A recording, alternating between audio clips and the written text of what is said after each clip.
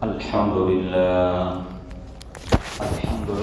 نحمده ونستعينه ونستغفره ونؤمن به ونتوكل عليه ونعوذ بالله من شرور أنفسنا ومن سيئات أعمالنا من يهده الله فلا مضل له ومن يضلله فلا هادي له ونشهد أن لا إله إلا الله وحده لا شريك له ونشهد أن سيدنا ونبينا ومولانا محمدا عبده ورسوله صلى الله تعالى عليه وعلى آله وصحبه وبارك وسلم تسليما كثيرا كثيرا أما بعد قال الله تبارك وتعالى إنا أنزلناه في ليلة القدر وما أدراك ما ليلة القدر ليلة القدر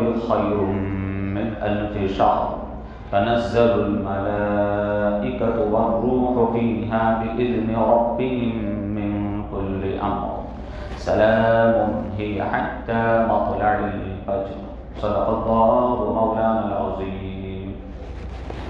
میرے محترم بزرگوں، دوستوں، دینی ایمانی بھائیوں، اللہ تعالیٰ کا بے پایا انعام ہے، احسان ہے، کرم ہے کہ اس نے ہمیں اپنی زندگی میں ایک اور رمضان کی برکات میسر فرمائی، ایک اور رمضان عطا فرمایا، اور الحمدللہ اس ماہ مبارک کے 20 ایام، 20 روزے، وہ بھی بہت ہی عافیت کے ساتھ، بہت ہی سکون کے ساتھ ہمارے گزر چکے، روزے رکھتے ہوئے، تراویح ادا کرتے ہوئے اور دیگر اللہ تعالیٰ نے توفیقات دی، ان تمام عبادات کو کرتے ہوئے الحمدللہ ثم الحمدللہ ہمارے 20 روز بہت ہی عافیت کے ساتھ، بہت ہی اطمینان کے ساتھ گزر گئے.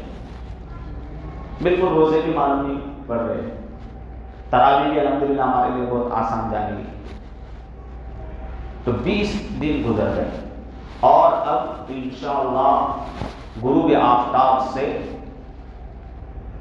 اس ماہ مبارک کا آخری عشرہ شروع ہونے والا ہے. آج 20واں روزہ، 21واں روزہ کل ہے، تو 21ویں شب آج سے انشاءاللہ تعالی شروع ہو جائیں گی. جو حضرات اعتکاف میں بیٹھنا چاہتے ہیں وہ آج عصر کے بعد سے جو ہے وہ مسجد کے اندر تشریف لے آئے، یا مغرب سے کچھ دیر پہلے تشریف لے آئے. تو یہ جو آخر عشرہ ہے ماہ رمضان المبارک کا، یوں کہیے کہ یہ پورے ماہ رمضان المبارک کی جان ہے. یہ پورے ماہ مبارک کی جان ہے، اس کی روح ہے، اس کا نچوڑ ہے، اس کا عطر ہے، جو کہنا ہے آپ کو کہہ لیجیے. اس ماہ، اس جو عشرہ ہے، یہ آخری عشرہ، اس کے اپنے فضائل ہے، اس کی اپنی برکات ہے. ایسے تو پورا رمضان ہی مقدس ہے، برکت والا ہے، مغفرتوں سے بھرا ہوا ہے، لیکن آخری جو عشرہ ہے اس کی اپنی الگ اہمیت ہے، اس کی اپنی ایک الگ شان ہے، اس کے فضائل اپنے اور زیادہ ہیں. جیسے ہمارے نبی آخری پیغمبر ہے لیکن سب سے افضل پیغمبر ہے. ہم میرے یہاں تو بچے ہیں تو وہ گنے لاتے کبھی کبھی ہم، تو وہ آخری والا جو حصہ ہوتا ہے گنے کا، وہ کیسا رہتا؟ بہت میٹھا رہتا. تو بچے میرے یہاں پہ بچے جھگڑتے بھی، میرے کو یہ ہونا، مجھے یہ والا ہونا، مجھے یہ والا ہونا. حالانکہ وہ آخری والا حصہ ہے، لیکن سب سے زیادہ فضیلت اسی کی ہے، اسی کے اندر رس بھرا ہوا ہے، اسی کے اندر مٹھاس بھری ہوئی ہے.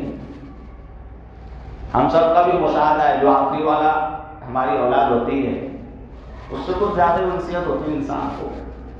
میں بھی چونکہ آخری ہوں تو میں نے ساری چیزیں دیکھی ہوئی ہے، محبتیں لوٹی ہے بھائی، میرے اوپر بھی بہت ساری محبتیں لٹائی گئی. تو آخری والے کی اپنی ایک عجیب شان ہوتی ہے.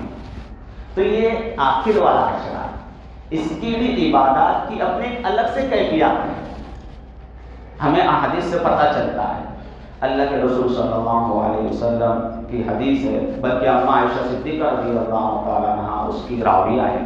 وہ کہتی ہے کہ جب اخیر عشرہ داخل ہوتا تو میں نے آپ کا معمول یہ دیکھا کہ شذ مئزرہ وأحیا لیلہ وأیقظ اہلہ، کہ اللہ کے رسول صلی اللہ علیہ وسلم بالکل اپنی کمر کس لیا کرتے تھے، یعنی کہ عبادات میں بے انتہا کوشش کیا کرتے تھے. شذ مئزرہ کا مطلب ایک یہ بھی ہوتا ہے، اور ایک مطلب یہ بھی ہوتا ہے کہ اپنی بیویوں سے کنارہ کشی کر لیا کرتے تھے، دور ہو جایا کرتے تھے، اور جو ہے راتوں کو خوب جاگتے عبادات کے لیے، اور ساتھ ہی ساتھ اپنے گھر والوں کو بھی جگاتے تھے، ازواج مطہرات کو بھی جگاتے تھے، اپنی بیٹیوں کو بھی جگاتے تھے کہ آخری عشرہ ہے اس میں عبادت کرو. عام دنوں میں بھی آپ کا معمول یہ تھا کہ ہم سنتے رہتے ہیں کبھی ایک تہائی رات تک عبادت کر رہے ہیں، کبھی آدھی رات تک عبادت کر رہے ہیں، حتیٰ کہ حدیث میں آتا ہے کہ سورہ بقرہ، سورہ آل عمران، سورہ نساء، سورہ مائدہ یہ آپ 4 رکعت میں پڑھ لیا کرتے ہیں. جو ہم چار سورتیں ہم 5 دن میں پوری کرتے ہیں 100 رکعت میں. ہم کتنے دن میں پوری کرتے ہیں؟ وہ بھی ہمارے یعنی کہ بہت درد ہوتے ہیں، اللہ اللہ کر کے ہم پوری کرتے ہیں. تو یہ 5 صورتیں اللہ کے رسول صلی اللہ علیہ وسلم جو ہم 4 دن میں 100 رکعتوں میں پوری کرتے ہیں، بلکہ 5 طرح میں 100، تو وہ کتنی رکعت میں پوری کرتے تھے؟ صرف 4 میں، عام دنوں میں. تو بتاؤ، آپ اندازہ لگاؤ، اماں عائشہ صدیقہ رضی اللہ تعالیٰ عنہ فرماتی ہے کہ رمضان میں اس سے بھی زیادہ عبادت بڑھ جائے گا. اور عام دنوں میں آپ کا معمول یہ تھا، اکثر میں بتلایا کرتا ہوں کہ جب صبح میں اٹھتے تہجد کے لیے تو بہت ہی آہستہ اٹھتے تھے، بالکل آہستہ سے اپنی چادر بدن سے دور کرتے، ہٹاتے، بالکل آہستہ سے اپنے جوتے سامنے رکھتے پہننے کے لیے، بالکل آہستہ سے کیواڑ کو کھولتے تاکہ جو میری بیوی سوئی ہوئی ہے اس کی آنکھ نہ کھلنے پاوے. اس لیے کہ جب انسان تہجد کے لیے اٹھے تو تہجد یہ انسان ایک انفرادی عمل ہے، اس کا اپنا عمل ہے، فرض و واجب نہیں. اس لیے یہ تہجد کے لیے اٹھا ہے تو اس کے تہجد کی وجہ سے جو لوگ پہلے سے سو رہے ہیں گھر کے اندر، چاہے بیوی ہی ہو، بچے ہو، ان کی نیند میں خلل واقع نہیں ہونا چاہیے، ورنہ پھر تہجد کا کوئی فائدہ اس کو حاصل نہیں ہوگا، کیونکہ اس نے اپنے عمل سے دوسرے لوگوں کو تکلیف پہنچا دی. تو اتنا خیال رکھتے تھے آپ صبح میں اٹھتے تو سب کام آہستہ آہستہ کرتے تھے، کسی کو بھی میری ذات سے، میرے تہجد سے کسی کو تکلیف نہیں ہونا چاہیے. لیکن اماں عائشہ صدیقہ رضی اللہ تعالیٰ عنہ فرماتی ہے کہ جب آخری عشرہ آتا رمضان المبارک کا تو آپ خود بھی اٹھتے اور اپنے گھر والوں کو بھی اٹھاتے کہ اب سوتے پڑے مت رہو، یہ بڑا قیمتی وقت ہے، یہ اللہ تعالیٰ کی رحمتوں کے نزول کا گویا کہ یہ بہار چل رہی ہے، موسم بہار ہے، اللہ تعالیٰ کی رحمتیں جھوم جھوم کر اس میں برس رہی ہے. لہذا ایسے وقت میں جبکہ اللہ تعالیٰ کی رحمتیں برس رہی ہے، مغفرت کے بہانے دھونے جا رہے ہیں، جنت میں درجات بلند ہو رہے ہیں، اللہ تعالیٰ کی قرب کے درجات بلند ہو رہے ہیں، ایسے وقت میں سوتے پڑے رہنا یہ بہت ہی بڑی محرومی کی بات ہے. اس لیے اٹھو اور اللہ تعالیٰ کی رحمتوں سے اپنے دامن کو بھر لو، اللہ تعالیٰ کے کچھ کما لو، سال بھر کی جو بیٹری ابھی چارج کر لو تاکہ سال بھر اس کے اثرات باقی رہے. اس لیے کہ عجیب طرح کے انسان کی زندگی میں حالات آتے ہیں، آزمائشیں آتی ہیں، ان آزمائشوں میں اپنے ایمان پر، اعمال صالحہ پر ڈٹا رہنا ہے تو اس کی بیٹری رمضان میں کیا کرنا ہے؟ چارج کرنا ہے.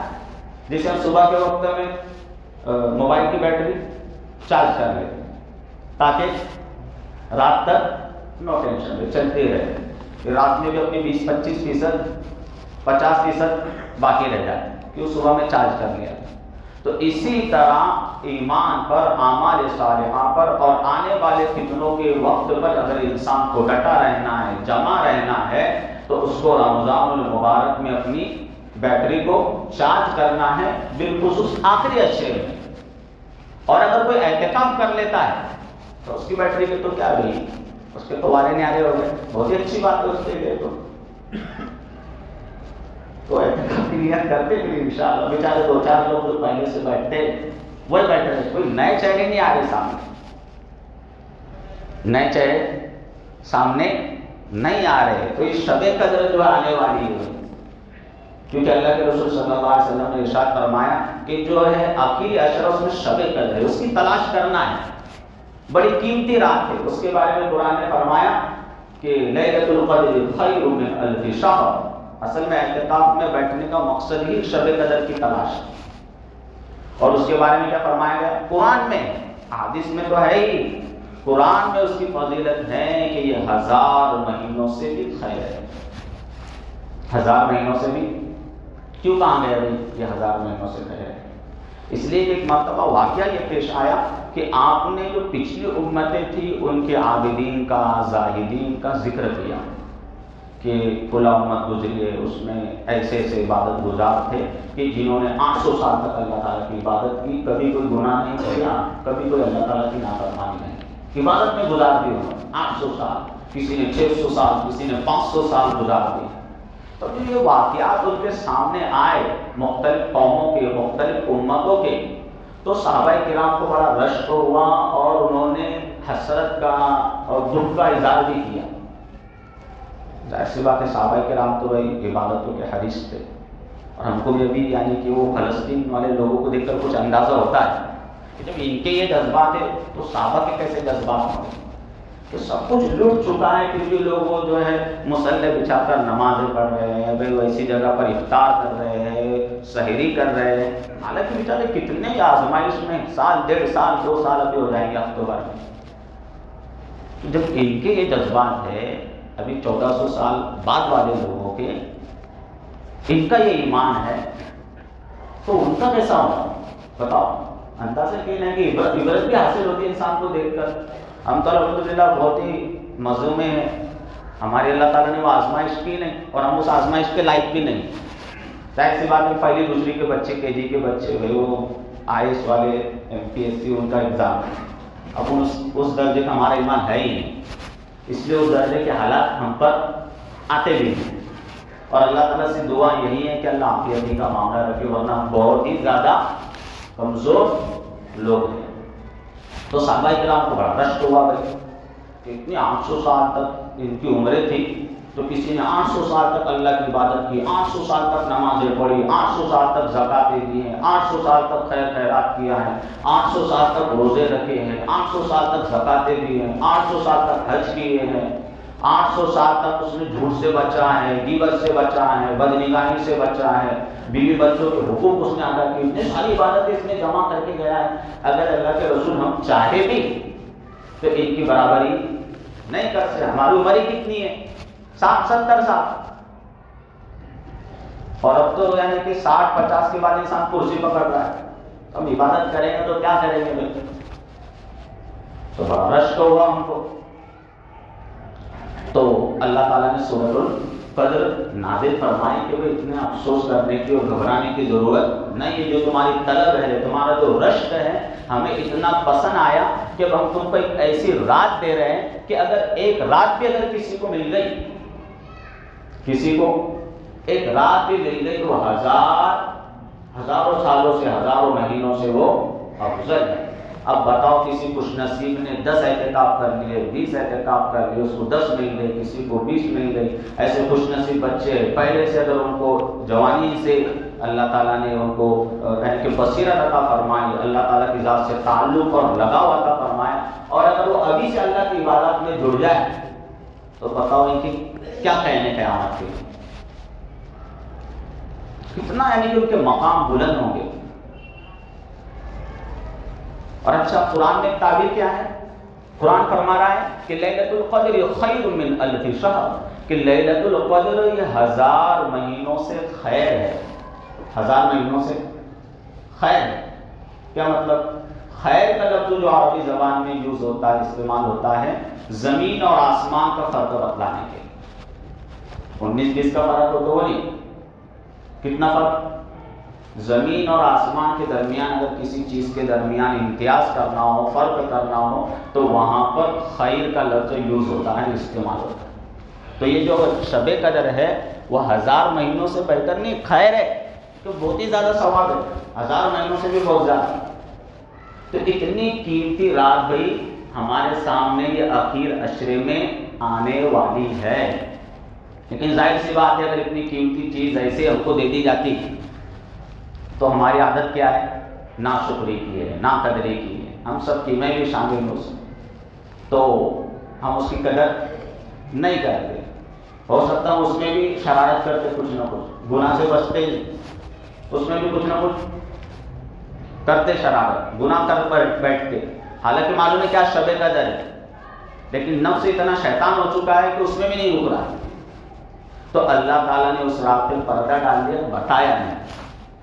کہاں کہ اتنی قیمتی چیز کو اگر حاصل کرنا ہے تو اس کے لیے تمہیں تھوڑی سی محنت مشقت اٹھانا پڑیں گی، تھوڑی سی تکلیف اٹھانا پڑے گی. کہ وہ اس کو چھپا دیتے ہیں. ہاں اتنی بات تم کو بتلا دیتے ہیں کہ جو رمضان المبارک کا آخری عشرہ ہے اس کی طاق راتوں میں ہی آتی ہے. 21 کو بھی آ سکتی، کسی سال ہو سکتا ہے 23 کو آ جائے، کسی سال ہو سکتا ہے 25 کو آ جائے، کسی سال ہو سکتا ہے 27 کو آ جائے، کسی سال ہو سکتا ہے 29 کو آ جائے. تو یہ ہر سال بدلتے رہتی ہے. ہم جو سمجھتے ہو 27ویں شب کو قرآن ختم ہوتا ہے اس دن شب قدر، ایسا نہیں. ہر سال بدلتے رہتی ہیں. اور اس کو حاصل کرنے کا سب سے اچھا طریقہ یہ ہے کہ انسان اعتکاف میں آ کر بیٹھ جائے. سب سے اچھا طریقہ کیا ہے اتنی قیمتی چیز کو حاصل کرنے کا؟ اعتکاف میں بیٹھ جائے. اس لیے کہ اگر اعتکاف کی حالت میں انسان سویا ہوا بھی ہے، سو رہا ہے، تب بھی وہ عبادت میں شمار ہوتا ہے. اور اعتکاف یہ ایسی عجیب و غریب عبادت ہے کہ اس کے اندر ایک عاشقانہ شان بھی پائی جاتی ہے. جیسے حج کے اندر عاشقانہ شان پائی جاتی ہے کہ انسان جو ہے، بہت سارے ہمارے یہاں تو ایسے لوگ ہیں کہ پائی جوڑتے ہیں، 1000 روپے جوڑتے، 2,000 روپے جوڑتے، اور پوری بیچارے زندگی بھر روپے پیسے جوڑتے، اور پھر جا کر اللہ تعالیٰ کے سامنے اپنا عشق پیش کرتے ہیں کہ اللہ پوری زندگی پیسے جمع کیا، بہت سال تک پیسے جمع کیا، اب تیرے لیے سب لٹا رہا. عاشقی کا امتحان ہے وہ حج بھی. اچھے خاصے پیسے خرچ ہو جاتے ہیں انسان کے. اور بدنی عبادت بھی، بدنی مشقت بھی بہت ہے حج کے اندر. کہیں نہ کہیں اس کی آزمائش ہوتی، یا تو مینا میں اللہ تعالیٰ اس کو آزماتے، یا تو پھر عرفات میں اس کو آزماتے. گھوم رہا ہے مل رہا نہیں خیمہ، کدھر بھی اتار دیتا ہوں. یا تو پھر اللہ تعالیٰ اس کو مزدلفہ میں آزماتے، پہنچتا ہی وہ بس کے اندر ہی ٹائم اس کا پاس ہو جاتا. یا تو پھر اللہ تعالیٰ جو ہے اس کو کنکری مارنے کی جگہ آزماتے، طواف کی زیارت میں آزماتے، کسی کو صحیح کی جگہ آزماتے. کہیں نہ کہیں اس کو رام دینا ہے. اکثر و بیشتر ایسا ہوتا ہے. کسی کا سب آسانی سے ہو جائے تو الگ بات ہے. اور اب تک میں نے بھی تجربہ یہ کیا کہ اب تک میں بچپن سے دعا یہی مانگتا تھا کہ اللہ تعالیٰ بیت اللہ کی حاضری نصیب کر اور صفات قبولیت کے ساتھ مقدر کر. لیکن آسانی کا کبھی میرے بھی دماغ میں نہیں آیا کہ آسانی بھی مانگنا چاہیے. آج تک میں نے بھی آسانی کی کبھی دعا مانگا نہیں تھا. اب جب جا کے آیا تو مجھے پتا چلا کہ بھائی سب سے پہلے وہ قبول ہے تو ٹھیک ہے، اللہ تعالیٰ کی طرف کی بات ہے، لیکن سب سے پہلے آسانی کی دعا مانگنا چاہیے کہ اللہ آسان کر دے. ورنہ اتنا انسان کو وہاں پر روتے تالا جاتا بعض اوقات انسان، ہر اتنی آزمائش اس کی ہوتی. تو عاشقی کا وہ سفر ہے، وہ حیران باندھا ہے انسان نے.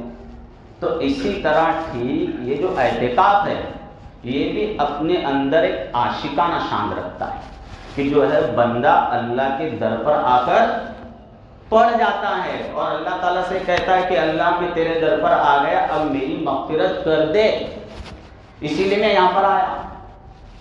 اور اے اللہ میری اب زندگی کو چینج کر دے، ہر نماز کی ہر رکعت میں تجھ سے مانگتا ہوں اہدنا الصراط المستقیم، اللہ نبیوں والا، صدیقین، شہداء، صالحین والے راستے پر مجھے ڈال دے، گناہوں کی زندگی سے دور کر دے، میری زندگی میں چینجز لا دے، اہدنا الصراط المستقیم، اے اللہ میری زندگی تبدیل کر دے، اہدنا الصراط المستقیم۔ تراویح کی ہر رکعت میں امام صاحب آگے کا نہیں پڑھتے، پہلے اہدنا الصراط المستقیم، حالانکہ کتنے بار ہو گئے آگے کا پڑھتے جلدی سے نماز بھی ہو جائے گی، نہیں، ہر 20 رکعت میں اس دعا کو دہرانا، اہدنا الصراط المستقیم، اہدنا الصراط المستقیم، اے اللہ میری زندگی تبدیل کر دے، سیدھے راستے پر ڈال دے، گناہوں سے دور کر دے۔ تو جب ایک بندہ اعتکاف میں بیٹھتا ہے تو اللہ تعالیٰ سے یہ بھی کہتا ہے کہ اللہ دل بدل دے، بدل دے دل کا راستہ، دل بدل دو۔ جنید جمشید رحمۃ اللہ علیہ، ان کی اچھی بڑی مناجات بہت اچھی سننا چاہیے انسان کو، بلکہ یاد کر لینا چاہیے کہ دل بدل دے، کب تک گنہگاری میں عمر کاٹوں، بدل دے دل کی دنیا، دل بدل دے، ہے نا، اپنے ماں سوا سے میرا دل کو ہٹا دے، بس تیرے ساتھ انسیت حاصل ہو جائے۔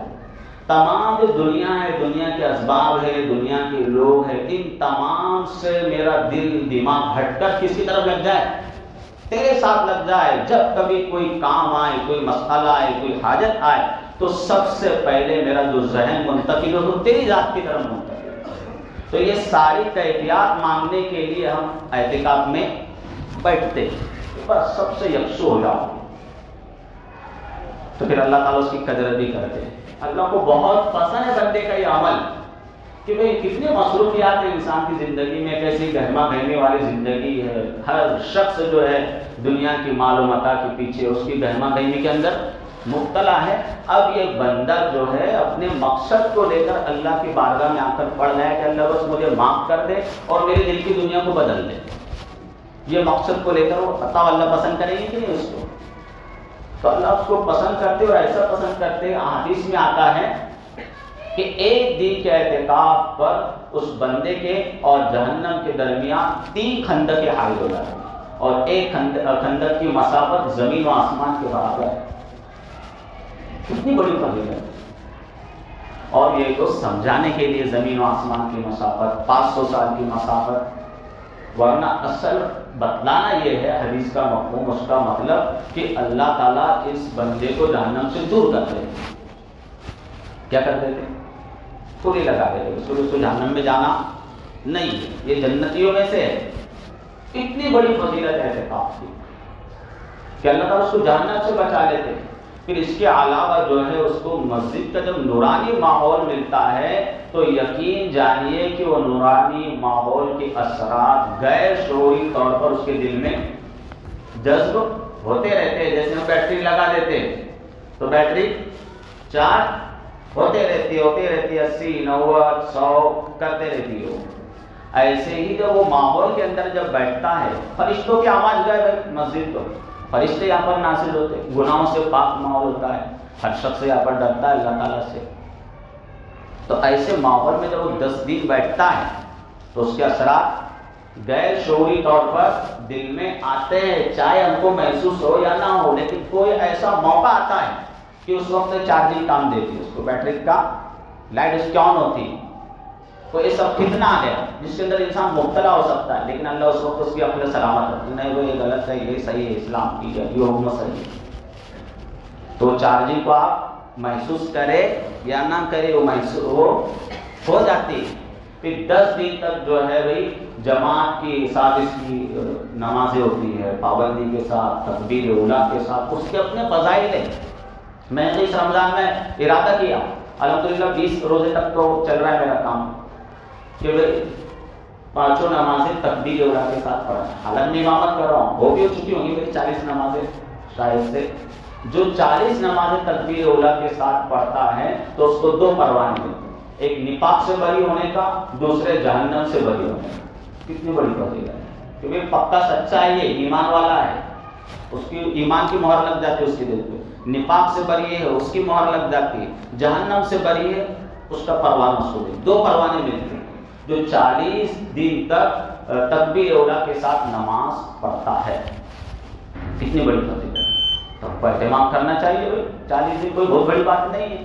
میرے 20 دن ہو گئے آج تک، دعا کرو اگلے دن 20 کا اللہ پورے کرا دے، سے تو ہو گیا کیونکہ 15 سال سے امامت شروع ہی ہے، لیکن پھر بھی انشاءاللہ ارادہ نہیں کیا تھا اب تک، اب ارادہ کیا ہے کہ وہ 40 کا ایک سرٹیفکیٹ لے لیتے ہیں، بہت سارے سرٹیفکیٹ جمع کیے ہوئے ہیں، یہ بھی جمع کر کے رکھ لو، کام میں آئیں گے انشاءاللہ۔ تو جو یہ سرٹیفکیٹ لینا چاہتا ہے تو آپ میں سے بھی کوئی ارادہ کرے کہ انشاءاللہ ایک مرتبہ 40 دن تک تکبیر اولیٰ کے ساتھ 5 نمازیں پڑھوں گا۔ تو جو اعتکاف میں بیٹھا اس کو 10 دن تو ویسے ہی حاصل ہو گئے، 30 دن کی اس کو اور محنت کرنا ہے۔ اور اگر کوئی رمضان میں ارادہ کر لے تو میں سمجھتا ہوں آسان ہو جاتے، پھر اگلے 10 دن اپنے کو سنبھالنا ہے بس، تو اس کا ارادہ آپ کریں گے انشاءاللہ سرٹیفکیٹ حاصل کرنے کا، تو یہ کریں گے۔ اور بھی جو ہے شب قدر مل جاتی ہے، سو رہا ہے جب بھی انسان کو جو ہے اس کا ثواب مل رہا ہے، تو جو معتکف ہے اس کو شب قدر کا حاصل ہو جانا یقینی ہے، بس آپ کو ہمت کرنا ہے اعتکاف میں بیٹھنے کی۔ اور اچھی بات ہے، جو لوگ اعتکاف میں بیٹھ رہے تھے ان کے لیے کہ سو رہے ہیں تب بھی ان کو اعتکاف کا ثواب ملنا ہے، لیکن ظاہر سی بات ہے اتنا خاص موقع ملا ہے، اللہ تعالیٰ نے یعنی کہ فراغت دے دی ہے، فرصت دے دی ہے، تو اسے سونے میں ضائع کرنا یعنی کہ بہت بڑے اجر و ثواب سے محرومی کی بات ہوگی، لہذا سوتے ہوئے تو مل جائے گا ثواب، لیکن اگر کوئی مارکس بڑھانا چاہتا ہے پاسنگ تو ہو جائے گی، لیکن پلٹی سی بھی کیا ہو یار، سب کہیں گے پلٹی سے تو پاس ہوا ہے ایک دم کنارے پر، کچھ اچھے پرسنٹیج آئے تو اچھی بات ہے۔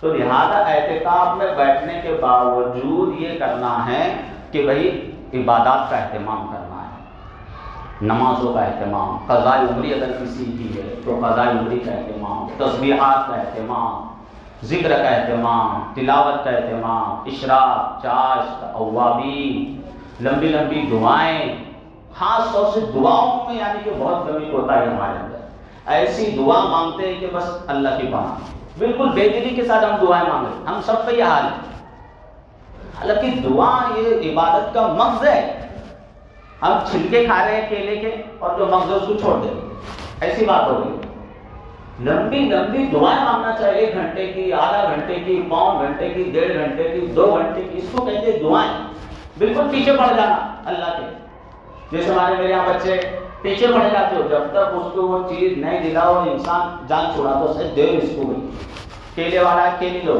تو جب تک اس کو کیلے لے کر نہیں دو تو اس کی وہ جو ہے پیچھا پڑتا ہے جو بچہ وہ چھوڑتا نہیں۔ تو ایسے ہی بندے کو کیا کرنا چاہیے، لمبی لمبی دعائیں مانگنا چاہیے اللہ تعالیٰ سے کہ اللہ بس تو مجھے دے دے، تو لمبی لمبی دعائیں مانگی۔ اور اچھا اعتکاف کے اندر بھی رمضان مبارک ہے، آخری عشرہ ہے اور اعتکاف کے اندر انسان بیٹھا ہے، تو دعا کی قبولیت کے جو اسباب ہے وہ سارے کے سارے اسباب جمع ہو گئے، تو معتکف کو تو خاص طور سے دعاؤں کا خوب اہتمام کرنا ہے معتکف کو، یہ ایک چیز۔ اور دوسری بہت اہم چیز کہ جب اللہ تعالیٰ نے اعتکاف کا موقع دیا تو رسمی اعتبار سے انسان نہ بیٹھے گئے، بلکہ کچھ اپنے اندر چینجز کے لیے اپنی زندگی میں تبدیلی لانے کی نیت سے انسان اعتکاف میں آ جائے کہ جب میں یہاں سے اعتکاف سے باہر نکلوں گا، اٹھوں گا تو انشاءاللہ میری زندگی بدل چکی ہوگی۔ کسی کے اندر داڑھی منڈانے کا گناہ ہے، ترشوانے کا گناہ ہے، اب اس کو اللہ تعالیٰ نے توفیق دی اعتکاف میں بیٹھنے کی، تو یہ عزم لے کر اٹھے کہ اتنا مانگوں گا اللہ سے، اتنا مانگوں گا اللہ سے یہ گناہ کو چھوڑنے کے لیے، اور اتنی کوشش کروں گا کہ آخری میں اس سے پوری سچی پکی توبہ کر کے اٹھوں گا یہاں سے۔ کسی کو بدنگاہی کی عادت ہو گئی بھی، اس گناہ کے اندر منہ کرا، اعتکاف میں بیٹھے اور اتنا مانگے اتنا مانگے اتنا مانگے اتنا پیچھے پڑ جائے اللہ تعالیٰ کے کہ اللہ میری یہ بدنگاہی کی عادت چھوڑا دے، کہ جب میں اٹھوں گا تو پوری سچی پکی توبہ کے ساتھ اٹھوں گا یہاں سے۔ کسی کو جھوٹ بولنے کی عادت ہے، اتنا مانگے اعتکاف کری اس نیت سے کہ بس یہ میری عادت جھوٹ بولنے، کسی کو دھوکے دینے کی عادت ہے، لوگوں کو ٹوپیاں کراتے رہتا ہے، بس یہ اس کا کام ہے لوگوں کو ٹوپی کرانا، تو دھوکے دینے کی اگر کسی کو عادت ہے تو اعتکاف میں بیٹھے اور اتنا مانگے کہ اللہ دھوکے دینے کی عادت سے میری جان چھوڑا۔ کسی کو نمازیں چھوڑنے کی عادت ہے، کسی کو جو ہے بیوی بچوں کے حقوق ادا نہیں کرتا، بد اخلاقی کرتا رہتا ہے گھر میں، اللہ تعالیٰ نے میرا جب ہمیشہ میٹر شارٹ ہو جاتا اور میں بد اخلاقی کرتے رہتا ہوں اپنے پڑوسیوں کے ساتھ، گھر والوں کے ساتھ، یہ بری بلا سے میری جان چھوٹے، اس کے لیے وہ اعتکاف میں بیٹھ گئے کہ بس مجھے اللہ تعالیٰ کے یہاں جانا ہے، بیٹھ جانا ہے اس کے در پر اور اس بری عادت سے پناہ مانگنا ہے۔ تو یہ عادت سے بھائی انسان پناہ مانگ، کسی کو سود کے اندر کوئی مبتلا ہے، کوئی رشوت کے اندر مبتلا ہے، تو ان تمام، کوئی گٹکے پان کھا رہا ہے، بیڑیا پی رہا ہے، شراب کا کوئی عادی ہے، اللہ اس کو عادت لگ گئی ہے، اب وہ چاہتا ہے کہ چھوٹے ہی عادت، تو اس کو چاہیے کہ وہ اعتکاف میں آئے، 10 دن تک اللہ تعالیٰ کی بارگاہ میں بیٹھ جائے اور ایک 2 3 گھنٹے دعائیں مانگتا ہے کہ اللہ یہ بس یہ چھڑا دو مجھ سے ساری چیز۔ تو اس طرح اگر کوئی اعتکاف کرتا ہے تو انشاءاللہ اس کا یہ اعتکاف اس کی زندگی میں کیا کریں گے بھائی؟ تبدیلی لائیں گے، بدلیں گے اس کی زندگی، اس طرح کرنے کا ہے۔ اور اسی طرح جو ہے عبادات کا ہم پہلے سے ایک شیڈول بنا کر آ جائیں۔ ہوتا ہے کہ ہم آ جاتے بیٹھ جاتے، اس کے بعد 2 3 دن تک تو سوچتے رہتے کرنا کیا ہے، دوسروں کو دیکھا دیکھی کرتے ہیں، تو نہیں، پہلے سے انسان کو جب گناہ کی لسٹ بنا کر لانا ہے اس کو کہ یہ سب گناہ سے مجھے معافی چاہنا ہے، توبہ کرنا ہے سچی پکی، وہی عبادات کا بھی ایک لاہے عمل بنا کر لائے کہ اتنے 1 1 1.5 2 2 گھنٹہ مجھے جو ہے قضاء عمری کرنا ہے، 2 گھنٹہ نفل پڑھنا ہے، 2 گھنٹے جو ہے قرآن پاک کی تلاوت کرنا ہے، 2 گھنٹے ذکر تسبیحات اذکار درود شریف پڑھنا ہے، 2 گھنٹے جو ہے مجھے کھلا چیز سیکھنی ہے، 2 4 گھنٹے مجھے دعائیں کرنی ہے۔ تو یہ ساری کے ساری ترتیب اعتکاف کی پہلے سے بنا کر آنا ہے۔ ہوتا یہ ہے کہ ہم کھانے پینے کی ترتیب بنا کر تو آتے، صبح کا ڈبہ کون لائے گا، شہری میں ڈبہ کون لائے گا، پھر پان کون لے کر آئے گا، اور سموسے پکوڑے کیسے آئیں گے۔ تو سموسے پکوڑوں کی ترتیب سے زیادہ اہم ترتیب کس چیز کی ہے؟ یہ عبادت کی ترتیب بنانا یہ زیادہ اہم ہے۔ اب بناتے وہ ترتیب سموسے پکوڑوں کی، اور یہ جو خاص اہم جس مقصد کے لیے ہم مسجد میں بیٹھے تھے وہ ترتیب ہی اس کی طرف توجہ ہی نہیں ہوتی۔ تو پہلے آپ کو اعتکاف میں بیٹھنے سے پہلے آپ کو یہ ساری ترتیب، ساری باتیں توجہ دلائی جا رہی کہ عبادات کی ہم کو ترتیب بنانا ہے، گناہوں کو چھوڑنے کا دائرہ بنانا ہے، اس کی ترتیب بنانا ہے کہ یہ کھلا گندی عادتیں میری زندگی میں ہیں، یہ نکلے، اس کی توبہ کرنا ہے، ٹھیک ہے۔ اس کے علاوہ بھی مسائل کی چیزوں سے وہ جو ہے اعتکاف ٹوٹ جاتا ہے۔ تو مسجد کی جو باؤنڈری ہے، اس باؤنڈری کو اگر آپ چھوڑتے ہیں بغیر کسی شرعی عذر کے، شرعی عذر میں آتا ہے پیشاب پاخانہ وغیرہ کے لیے انسان جا رہا ہے تو جا سکتا ہے بھی، اس کے لیے باہر بیٹھ کر بات کرنا وضو خانے پر اعتکاف ٹوٹ جائے۔ خواہ مخواہ کا انسان فون پہ، اچھا بلکہ فون تو گھر پہ رکھ کے آئے اللہ کا اس لعنت کو، فون کی لعنت مسجد میں اعتکاف کی حالت میں انسان نہ لائے، بالکل یکسو ہو کر گھر والوں سے دور ہو کر کہ اللہ تعالیٰ سب کو چھوڑ دیا تیرے، بیوی بچوں کو بھی چھوڑ کر آیا ہوں، سب دنیا کے جو جھمیلے سب چھوڑ دیا، بس تیرے در پر آ کر بیٹھ جاؤں، میرے مطالبات صرف یہ ہیں کہ میری مغفرت کر دے اور میری زندگی بدل دے، اور پورا میری زندگی میں اس کو میری زندگی سے نکال دے۔ موبائل بھی پھینک کر آ جائے گھر پر، اس کو لاکر میں پیک کر کے آ جائے، تو موبائل تو لے لیں گے۔ بہرحال میں بتا رہا ہوں کہ بس پیشاب وغیرہ کے لیے، اور چلتے چلتے اگر انسان کوئی بات کرنا چاہ رہا ہے تو بات کر سکتا ہے، وہاں گیا اس کو پتا چلا کہ پہلے سے کوئی بیت الخلاء کے اندر موجود ہے، وہاں رکنا چاہے تو اتنا وہ رک سکتا ہے۔ باقی بغیر کسی عذر کے اگر انسان باہر نکل گیا بغیر کسی عذر کے، وضو کے بعد وہاں بیٹھے بیٹھے دعائیں پڑھ رہا ہے، باتیں کر رہا ہے، سنت اعتکاف ختم۔ تو ان تمام چیزوں کا اہتمام کرتے ہوئے انشاءاللہ تعالیٰ ہم کو اعتکاف کرنا ہے، تو کریں گے انشاءاللہ۔ جو نئے چہرے وہ بھی انشاءاللہ تعالیٰ انٹری کرائیں گے، پیچھے کب سے ہمارے بزرگ لوگ بیٹھے بیچارے، پھر نئے جوان بھائی کہ آپ کو عبادات کی ضرورت نہیں ہے، آپ کو 1000 سال کی جو عبادات ہے شب قدر کی وہ آپ کو ضرورت نہیں ہے، ورنہ تو سبھی کو ہے۔ اور موت جو ہے عمر دیکھ کے نہیں آتی کہ پہلے 70 سال والے کو آئیں گے، پھر 60 والے کو آئیں گے، پہلے دادا جائیں گے، پھر جو ہے ابا جائیں گے، پھر پوتا جائیں گا، بیٹا جائیں گا، ایسے تو کوئی ترتیب ہے ہی نہیں۔ میں بھی جا سکتا ہوں، آپ بھی جا سکتے ہیں، کوئی بھی جا سکتا ہے۔ تو جب جانے کی کوئی ترتیب نہیں ہے، آنے کی ہے، جانے کی کوئی ترتیب نہیں ہے، تو ہر شخص ہم میں سے اللہ تعالیٰ کی عبادات کا محتاج ہے بھائی۔ اور اچھا میں نے ایک بہت اچھی بات وہ اسٹیٹس پہ بھی لگایا کہ رمضان مہمان نہیں ہے، ہم سمجھتے ہیں رمضان مہمان ہے، اور بیان میں بھی بولا جاتا ہے کہ مہمان ہے اسی قدر کرو، ٹھیک ہے بیان میں، لیکن اصل مہمان ہم ہیں. قیامت تک رمضان آتا رہے گا، رمضان تو قیامت تک آتا رہے گا، لیکن ہم اگلے سال ہوں گے یا نہیں اس کی کوئی گارنٹی نہیں ہے. تو مہمان کون ہوگا؟ ہم مہمان ہیں. اور ہر قدم ہم کو کدھر لے کے جا رہا ہے؟ قبرستان کی طرف لے کے جا رہا ہے. ہر زندگی کا لمحہ ہماری زندگی سے ہماری جو اوقات دیے گئے اس کو گھٹا رہا ہے. لہذا بھائی انسان سنجیدگی کے ساتھ ان چیزوں کو لے. ہم سب کو ایک دن اس دنیا سے جانا ہے، اپنے رب کو منہ دکھانا ہے. لہذا جتنا زیادہ سے زیادہ ہم لمحات کی ہم قدر کر سکتے ہیں کر لے. اللہ تعالیٰ مجھے بھی عمل کی توفیق عطا فرمائے اور آپ حضرات کو بھی عمل کی توفیق عطا فرمائے. جن حضرات نے سنت ادا نہیں کی ہے وہ اچھا سنت ادا کرنے کے بعد